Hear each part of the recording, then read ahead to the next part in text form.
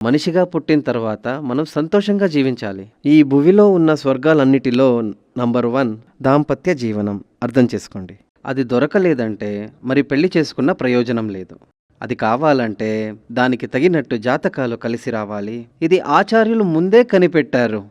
ఈ కామశాస్త్రం అనేది మన ఋషివర్యులు కనిపెట్టినదే. ఎందుకని కనిపెట్టారు?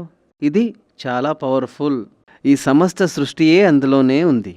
కొందరు చెప్తారు, నువ్వు బ్రహ్మచారిగా ఉండు అని. బ్రహ్మచారిగా ఉండడానికి కాదు భగవంతుడు మమ్మల్ని సృష్టించింది. అందుకనే కొందరిని కొన్ని జాతకాలతో పుట్టిస్తాడు.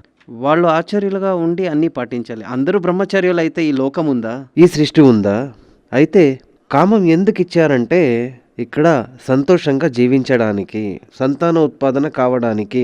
అది ఈ ప్రపంచానికి సృష్టి మూలం, ఈ భూమికి సృష్టి మూలం. అక్కడ మనకి ఆ సంతోషం కావాలంటే